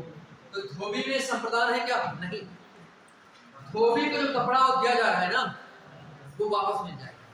वो क्या होगा, एक धुल दे, अब कल हमें जाना है, दोपहर तक का दे दो, 4 बजे में निकलना। यानी कि धोबी को कपड़े देने के साथ साथ उस कपड़े के वापस मिलने का भाव अपने आप निहित है। चाहे हम 4 बजे वाली कल कहानी बताई और चाहे ना बताई, चाहे वही कल ही दे धोए कि हाँ बादल वादल हो गए, सूख न पाया तो चाहे परसों दे, लेकिन उनको वापस करके देना है कपड़े को। लेकिन मैं ये कह देता हूं कि सेठ भिखारी को कपड़े या वस्त्र देता है, तो यहां भी देखो कपड़े दे रहा है, किसको दिया जा रहा है, तो अब की सेठ भिखारी कपड़ा ये ले दे रहे हैं कि 2 दिन पहन लो, बाद देते थे हम पहनबा, हम तो पहन जाए तीर्थ यात्रा पर, ऐसा तो है ना। तो इसका मतलब सेठ यदि भिखारी दे रहा है कपड़े, तो इसका मतलब वो कपड़े हमेशा दान के रूप में दे रहा है, उसमें वापस लेने और मिलने का कोई भाव नहीं है। तो वापस मिलने का जो भाव होता है, तो उसमें होता है क्या, उसमें होता है संबंध का। कौन सा होता है, संबंधों के कारण दिया जा रहा है। जैसे उधार तुम कोई कर्ज दे रहे हो तो काहे देते हो, संबंधों के आधार पर दे रहे हो, संबंध तुम्हारा ठीक है तभी उधार दे रहे हो, ले दे ही नहीं बात है ना, और संबंध ठीक है तभी दियो, तो इसलिए उसमें संबंध कारक होता है। धोबी में क्या है, संबंध कारक, लेकिन इस वाले में क्या है, संबंध, क्या है। और राजा भी ब्राह्मण को गाय दे रहा है, तो ब्राह्मण से थोड़ा कहते हैं, राजा ये ब्राह्मण से थोड़ा कहा था, इस तरह भैया गाय ले जा, ब्राह्मण कहता, और महाराज इस तरह 4-5 दिन दूध खाए लो, उसके बाद हमारे पास नहीं पा क्या होना है, राजा ने तो ब्राह्मण को गाय दान में दे दिया फिर, है ना। तो इसका मतलब है दान वाली बात, और दान वाली बात है तो कौन सा कारक है, तो दान भी बात बात का होता है, देखना है आपको। अब दूसरी बात, ये तो बात समझ गए होंगे, नहीं समझ पाए, दान देने वाली बात, जिसे दान दिया जाए तो संप्रदान, दान तो दिया तो जा रहा है, लेकिन वो दान नहीं है, उसमें वापस मिलने का भाव है, तो क्या है, संबंध। अब एक बात आती है, जैसे इसमें लगा है को और को, यदि को कारक चिन्ह लगा है, तो को कारक चिन्ह जो होता है वो कर्म का भी मैंने देखा था, और मैंने क्या देखा था, और मैंने देखा है यहाँ पे संप्रदान, यहाँ पर देखा है, और संप्रदान का ही एक रूप बन के निकला है, संबंध में भी देखा मैंने, ये वाला संबंध में भी तो को आ रहा है ना। तो ये को जो कारक चिन्ह है, ये कर्म में भी है, संप्रदान में भी है, और संबंध में भी यहाँ पे आ गया। तो कहाँ पे कैसा मानेंगे, तो जहां पे भैया देने वाली बात होगी, देने वाली बात, उस देने वाली बात में दान देने वाली बात, तो संप्रदान, और देने वाली बात तो दिया तो जा रहा है, लेकिन वापस मिलने का भाव है, तो संबंध है। और ये दोनों बातें हैं, देने वाली कोई बात नहीं, जैसे जैसे अध्यापक ने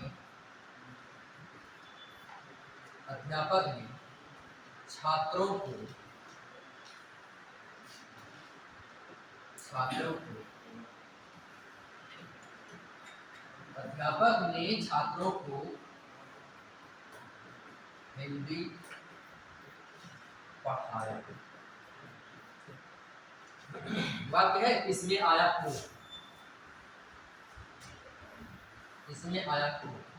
आया कि नहीं है? अब बताओ यहाँ पे क्या दान देने वाली बात है? कोई नहीं। क्रिया कैसी है? दान देने के अलावा। दान देने की बात नहीं, देने के अलावा। देना क्रिया दान देने के रूप में तो संप्रदान। दान देना तो क्रिया है, दिया तो जा रहा है, लेकिन वापस मिलने का भाव है तो संबंध। और ये दोनों में आएंगे, मतलब देना क्रिया में आएगी।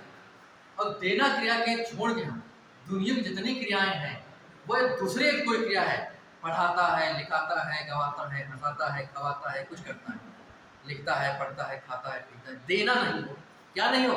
देना एक नहीं है।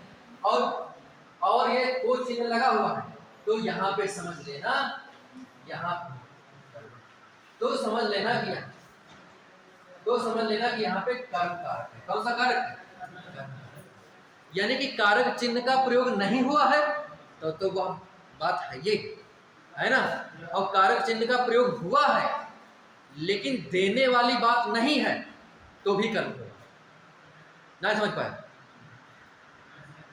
अच्छा, हमने वहां पे कहा था कि यदि कोई कारक चिन्ह ना लगा हो तो दो में से कोई होगा, या तो कर्ता होगा या कर्म होगा। दो बात समझ में आ गई। अब दूसरी बात है, कर्म कारक का चिन्ह भी को होता है और संप्रदान कारक का भी चिन्ह को होता है। तो संप्रदान कारक में एक शर्त होती है जिसमें देने वाली बात होती है। कैसी बात होगी? उसकी क्रिया देना ही लगा होगा। जैसे लिखा है देता है, कपड़ा देता है, कपड़े देता है, यही तो लिखा है। उसमें क्रिया देना ही होगा। यदि देना क्रिया है और देना में भी यदि बिल्कुल दान के रूप में हमेशा के लिए दिया जा रहा है तो संप्रदान, वापस लेने का भाव है तो संबंध है। और ये देना वाली क्रिया नहीं है, कोई दूसरी क्रिया है और कारक चिन्ह आ रहा है को, नहीं आ रहा था तो दूसरी बात। और कारक चिन्ह आ रहा है को, और को कारक चिन्ह दो का होता है, कर्म का, संप्रदान का। तो संप्रदान वाली तो बात समझ गए, इसमें दान देने वाली बात और वापस मिलने वाली बात तो संबंध। और ये दोनों बातें ना हो, दान वाली बात ना हो तो वापस मिलने वाली बात ना हो, यानी कि देने वाली बात ही ना हो। वापस मिले और चाहे जमा चला जाए, मतलब दे वाली बात ही ना हो, देने वाली कोई बात ही ना हो, मतलब दे वाली क्रिया ही ना हो, देने वाली बात ही ना हो, देने वाली क्रिया ही ना हो। कौन सी क्रिया? से कोई दूसरी क्रिया आ जाए देने के अलावा, चाहे जौन क्रिया आ जाए, पढ़ाता है, लिखाता है ना, और फिर वही के बीच उनको आ जाए तब वही के हुआ पर को आ जाए, तो ये को आ जाने से क्या होगा? संप्रदान नहीं होगा, कर्म का क्या होगा?